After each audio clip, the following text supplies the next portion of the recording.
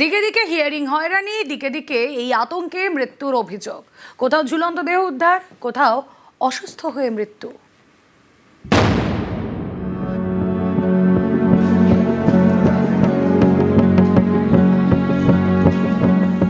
ফিজুর খান নদিয়ার করিমপুরের বাসিন্দা। রবিবার রাতে বাড়িতেই তার ঝুলন্ত দেহ উদ্ধার হয়। পরিবারের দাবি, স্ত্রীকে শুনানিতে ডাকায় আতঙ্কে ভুগছিলেন ফিজুর। স্ত্রীর আধার ও ভোটার কার্ডে বয়সে মিল নেই। স্ত্রীর আধার কার্ড তৈরির সময় তিনি ফর্ম ফিল করেন, তাই নিজেকে দোষারোপ করে আত্মহত্যা করেছেন বলে দাবি পরিবারের। ফিজুরের বাড়ি থেকে উদ্ধার হয়েছে সুইসাইড নোট। ওই টেনশন করিছে মাথায়, কি হবে। কে প্রথম দেখলো? আমি প্রথমে দেখেছি দরজা দিয়ে ঘরে ওই ফ্যানের সাথে দিছে গো।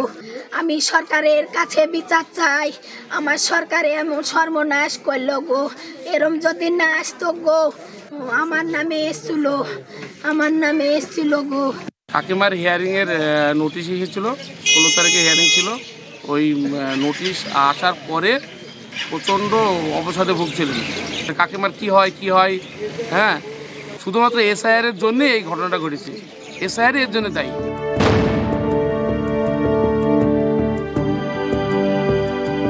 নদিয়ারি নাকাশিপাড়া, এখানে শুনানি আতঙ্কে বৃদ্ধের মৃত্যুর অভিযোগ। 60 বছরের সামির আলী শেখের 5 সন্তান। সন্তানদের শুনানিতে তলব করায় দুশ্চিন্তায় ভুগছিলেন বাবা। রবিবার রাতে হৃদরোগে আক্রান্ত হয়ে মৃত্যু হয় সামির আলীর। এসআইআর নোটিশ এসেছিল, আমরা 5 ভাই বোনই। উনি চিন্তিত ছিল, ওকে জিজ্ঞাসা করেছিল কি হবে কি না, এই করে উনি মানে 2-3 দিন ধরে খাওয়া দাওয়া তো কিছুই করলো না। তা এ থেকে উনি খুবই টেনশন করতো। তা আগামী গতকালকে রাতে উনি হার্ট অ্যাটাক করে চিন্তিত ভাবে ছিলেন, দিয়ে হার্ট অ্যাটাক করে মারা গেছে।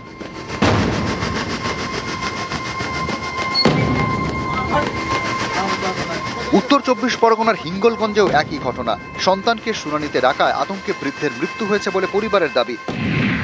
62 বছরের ছৈয়দ শেখের ছেলে ভিন রাজ্যে কাজ করেন। ছেলেকে শুনানিতে ডাকা হয়, আসতে না পারায় আতঙ্কে ভুগছিলেন বৃদ্ধ বাবা। পরিবারের দাবি, আতঙ্কে অসুস্থ হয়ে মৃত্যু হয় ছৈয়দের। আমার আব্বার সঙ্গে ইয়ের কারণে আজকে নোটিশ পাঠিয়েছে বলে আজকে আমাদের যে আমার বাবার এই টেনশনে আমার বাবা আজকে ইন্তেকাল করেছে।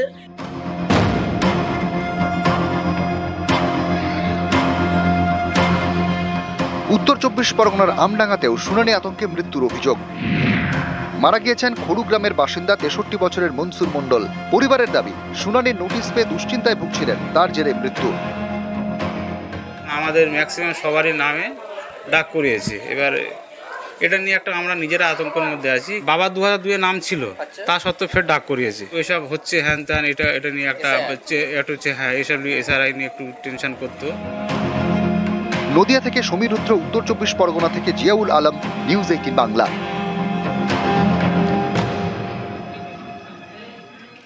ফর্ম 7-এ বিক্ষোভ সপ্তমে। জেলায় জেলায় তৃণমূল বিজেপি অশান্তি। লালবাগে মহকুমা শাসকের অফিসে তাণ্ডব, আসানসোলে আগুন, কল্যাণীতে বিক্ষোভের মুখে বিজেপি বিধায়ক। চুঁচুড়ায় ফর্ম ছিঁড়ে প্রতিবাদ। শুনানিতে হয়রানির অভিযোগেও বিভিন্ন জায়গায় বিক্ষোভ।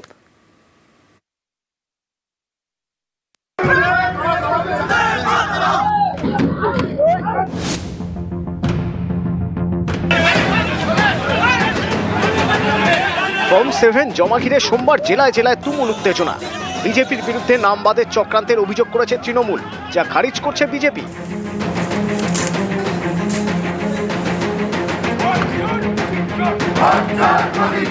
ফর্ম 7 নিয়ে মুর্শিদাবাদের লালবাগ এসডিও অফিসে ভাঙচুর, তাণ্ডব।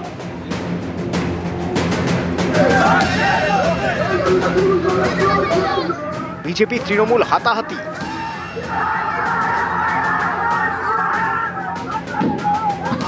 বিজেপি জেলা সভাপতির গাড়ি ভাঙচুর করা হয়।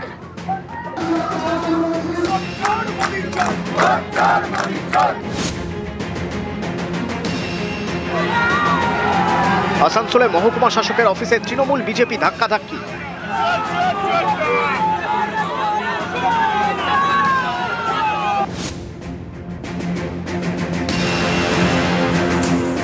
চুঁচুড়া মহকুমা শাসকের অফিসে উত্তেজনা। ফর্ম 7 ছিঁড়ে ফেলা হয়। বিক্ষোভে যোগ দেন বিধায়ক অসিত মজুমদার।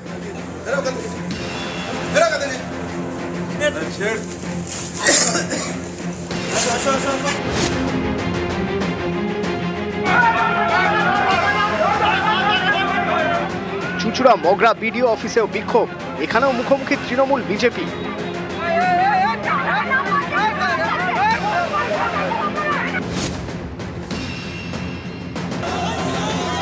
ফর্ম 7 জমা ঘিরে উত্তেজনা পূর্ব বর্ধমানের কালনায়। এসডিও অফিসে ফর্ম 7 জমা দিতে যাচ্ছিলেন বিজেপির বিএলএরা। অভিযোগ, পথ আটকে স্লোগান শুরু করে তৃণমূল, পাল্টা স্লোগান বিজেপিরও।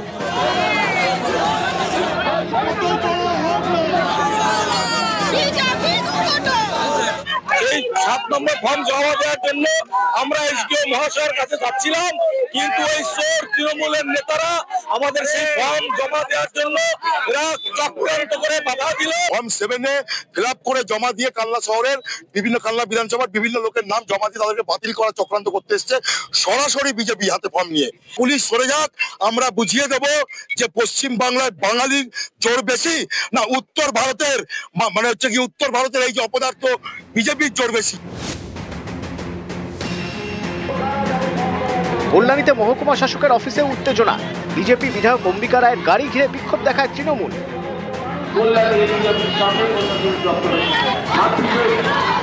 আমরা কোথাও কোনো ঝগড়াঝাটি করছি না, উনি ঢুকতে চেয়েছেন আমরা ঢুকুন, কিন্তু 7 নম্বর ফর্ম নিয়ে উনি ভোট কাটতে যাবেন সেটা আমরা মানব না।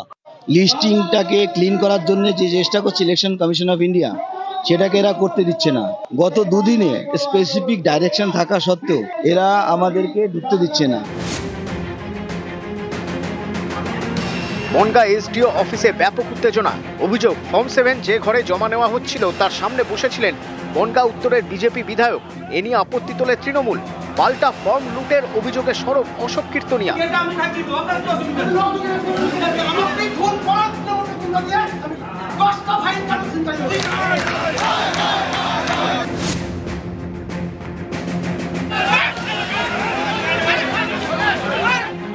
আসানসোলের জামুরিয়া বিডিও অফিসে বিজেপি ও তৃণমূলের মধ্যে ব্যাপক বচসা হাতাহাতি।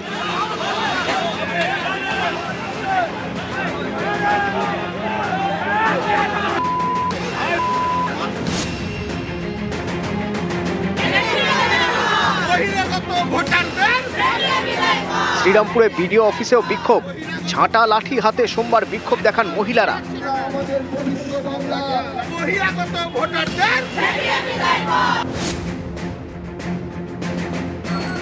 শুনানিতে হয়রানির অভিযোগে কুলপি রোডে বিক্ষোভ, অবরোধ, গাছের গুঁড়ি ফেলে আগুন জ্বালিয়ে প্রতিবাদ জানান স্থানীয়রা।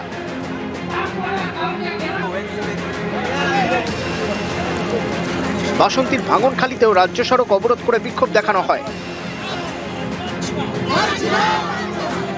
নিউজ 18 বাংলা।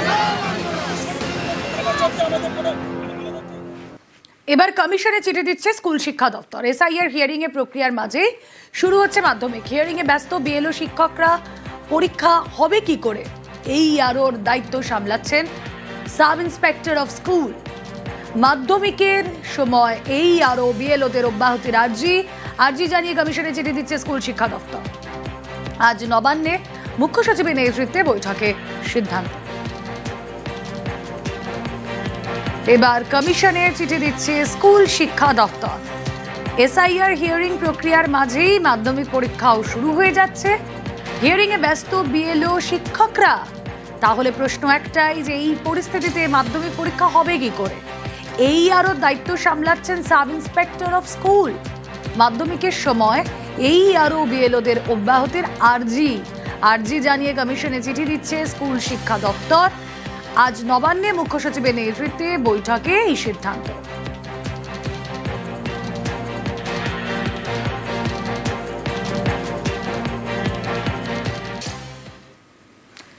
সোনা ব্যবসায়ী খুনের ঘটনা, অভিযুক্ত প্রশান্ত বর্মন, তাকে শুক্রবারের মধ্যে আত্মসমর্পণ করতেই হবে, নির্দেশ সুপ্রিম কোর্টের। অর্থাৎ এবার পুলিশের কোর্টে বল। ভিডিওকে গ্রেফতারের সুযোগ পুলিশের সামনে, আত্মসমর্পণ না করলেই গ্রেফতার।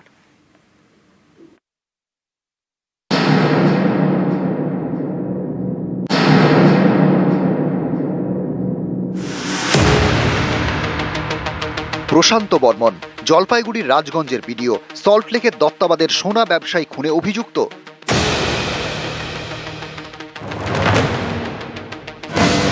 সোমবার সুপ্রিম কোর্ট নির্দেশ দিয়েছে শুক্রবারের মধ্যে বিডিও প্রশান্ত বর্মনকে আত্মসমর্পণ করতেই হবে, অর্থাৎ বল এবার পুলিশের কোর্টে। বিধাননগর পুলিশ রাজগঞ্জের বিডিওকে গ্রেপ্তারের সুযোগ পেয়ে গেল। শুক্রবারের মধ্যে বিডিও আত্মসমর্পণ না করলেই গ্রেপ্তার করতে পারবে পুলিশ। আদালতে আবেদন জানাতে হবে, তা মঞ্জুর হলেই গ্রেপ্তার করা যাবে। কোর্ট মনে করলে গ্রেপ্তারের নির্দেশ দিতে পারে। হাইকোর্টের মতো সুপ্রিম কোর্টও বিডিওকে আত্মসমর্পণের নির্দেশ দিয়েছে, তাই গ্রেপ্তার করার নির্দেশ দেওয়ার সম্ভাবনা বেশি বলে বিশেষজ্ঞরা মনে করছেন। গত 30শে অক্টোবর নিউটাউনে যাত্রাগাছি থেকে সোনা ব্যবসায়ী স্বপন কামিল্লার দেহ উদ্ধার হয়। জলপাইগুড়ি রাজগঞ্জের বিডিওর বিরুদ্ধে খুনের অভিযোগ দায়ের করে নিহতের পরিবার। নিজেকে বাঁচাতে বারবার চেষ্টা করেন বিডিও। নিম্ন আদালত, হাইকোর্ট, সুপ্রিম কোর্ট কিছুই বাদ যায়নি। আগেই প্রশান্ত বর্মনের আগাম জামিন খারিজ করে দেয় কলকাতা হাইকোর্ট। আত্মসমর্পণ করতে বলে 72 ঘন্টা সময় বেঁধে দেয়। সেই রায় চ্যালেঞ্জ করে সুপ্রিম কোর্টের দ্বারস্থ হন রাজগঞ্জের বিডিও। এরই মধ্যে বিডিওর আত্মসমর্পণের মেয়াদ শেষ হয়। তাঁর বিরুদ্ধে গ্রেপ্তারি পরোয়ানা জারি করে বিধাননগর পুলিশ। এরই মাঝে সুপ্রিম কোর্ট বিডিওকে নির্দেশ দিল শুক্রবারের মধ্যে আত্মসমর্পণের। তা না করলেই পুলিশের সামনে সুযোগ তাঁকে গ্রেপ্তার করার।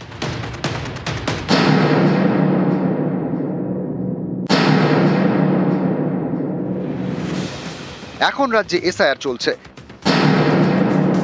একজন বিডিও কাজ করছেন ইলেকটোরাল রেজিস্ট্রেশন অফিসার হিসেবে। এসআইআর শুনানিতে কাকে ডাকা হবে, তালিকায় কার নাম থাকবে, কার নাম বাদ যাবে, এসবের দায়িত্ব বিডিওর। কাজে ভুল হলে বিডিওর বিরুদ্ধে কড়া পদক্ষেপের হুঁশিয়ারি দিয়েছে নির্বাচন কমিশন। সেখানে রাজগঞ্জের বিডিও যেন ব্যতিক্রম। তিনি দীর্ঘদিন অফিসেই যান না। অভিযোগ, গত 23শে ডিসেম্বর থেকে অফিসে যাননি রাজগঞ্জের বিডিও প্রশান্ত বর্মন। অনেকেরই প্রশ্ন, এই বিডিওর বিরুদ্ধে কেন বিভাগীয় তদন্ত করা হয়নি? কেন বিডিওর বিরুদ্ধে কড়া ব্যবস্থা নেয়নি নির্বাচন কমিশন? এই বিডিও কি এতই প্রভাবশালী? আমি একটা কথা বলছি, চক্রান্তকারীদের চক্রান্ত থাকবে না, দাবাংই থাকবে। নিউজ 18 বাংলা।